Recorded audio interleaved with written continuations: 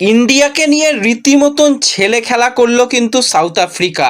তারা ভাই ব্যাট করে তো একে একটা ভালো রান এই পিচে তৈরি করে দিয়েছিল। 187 এবং 188 রান চেস করাটা যথেষ্ট মুশকিল এই রকম পিচে। আর সেখানে একদম সাউথ আফ্রিকার প্রপার প্ল্যানিং, সেখানে কিন্তু ইন্ডিয়াকে জাস্ট উড়িয়ে দিল।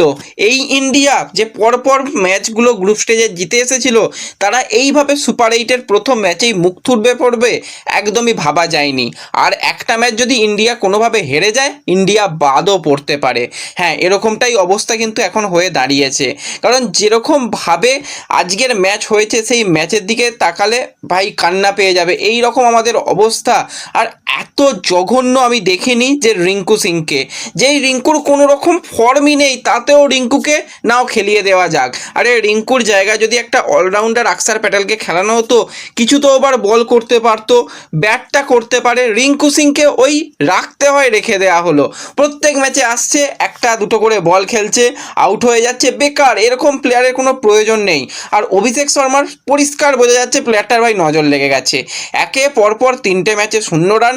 আজকে যাও ভাবলাম যাই হোক 0 থেকে কিছু রান করেছে, একটা 6 একটা 4 মেরেছে, হয়তো খেলবে। ও বাবা, 12টা বল খেললো, সেখানে মাত্র 15 রান করে আউট হয়ে গেল। ঈশান কিষান আজকে তাড়াতাড়ি আউট হয়ে গেছে। প্রতিদিনই তো ঈশান কিষান ভাই রান করবে না, হয় না সেটা।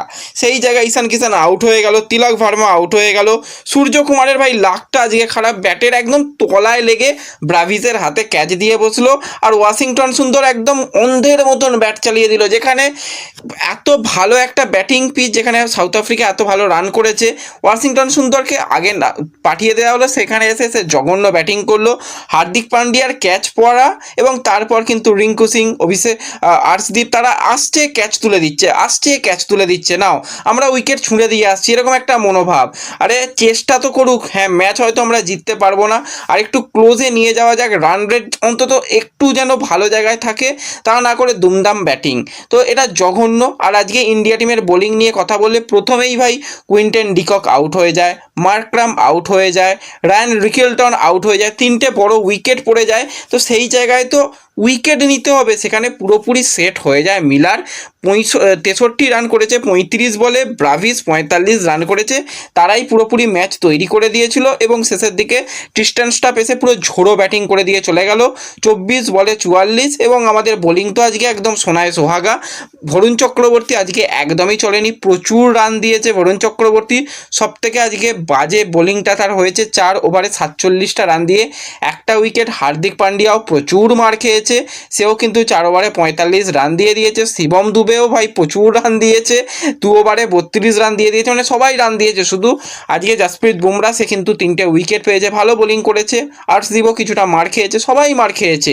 আর সেখানে ইন্ডিয়া টিম ব্যাটিং করতে এসে এরকম জঘন্য ব্যাটিং করবে সত্যি ভাবতে পারিনি। উইকেট রীতিমতন ছুঁড়ে দেওয়া। কেশব মহারাজকে তো একটা ওভারের মধ্যে 3টে উইকেট ছুঁড়ে দিয়ে চলে এলো। সেখানে হার্দিক প্রথম বলেই মেরে কিছুটা রান করতে চেয়েছিল, যাই হোক সেখানে ক্যাচ আউট হয়ে যায়।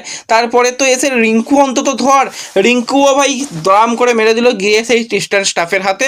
আর্শদীপের কাছ থেকে আমরা ব্যাটিং আশা করিও না, তার কথাও নেই, সেও ভাই ওই একই রকম করলো। আজকে তো মানে যে নিজেদের কতটা খারাপ অবস্থা সেটা কিন্তু দেখা গেল, যে যেদিন টপ অর্ডার চলবে না সেদিন কিন্তু একদম ব্যাটিং ধসে যাচ্ছে। এটা কিন্তু একটা ভাবনা চিন্তা করতে হবে। আর পরিষ্কার অভিষেক শর্মার ভাই এখন নজর লেগে গেছে, সঞ্জুকে খেলানো হোক, যা হোক, সঞ্জুকে এসে যদি 20টা 30টা করেও রান করে দিয়ে চলে যায় তাও ঠিক আছে। অভিষেক শর্মা তো একদমই চলছে না। আর এই জায়গাতে আমি পরের ম্যাচ থেকে একদমই রিঙ্কু সিংকে দেখতে চাই না ভাই। রিঙ্কু আসছে আর আউট হয়ে যাচ্ছে, রিঙ্কুর ওপর কোনো রকম ভরসা তো করাই যাচ্ছে না। হ্যাঁ, ফিল্ডিংয়ে কিছু হয়তো ভালো ফিল্ডিং করছে, তো ঠিক আছে, ওখানে আকসার প্যাটেলকে আনলে অন্তত বোলিংয়ের একটা অপশান বাড়বে, ব্যাটিংটা করতে পারে, তাকে একটু ওপরের দিকে ব্যাটিং করতে পাঠিয়ে দেওয়া যেতে পারে, অনেকগুলো অপশান আসতে পারে। তো এই জায়গায় পরের ম্যাচ থেকে পরিবর্তন দরকার, এবং পরের ম্যাচগুলো খুবই কঠিন হয়ে গেল।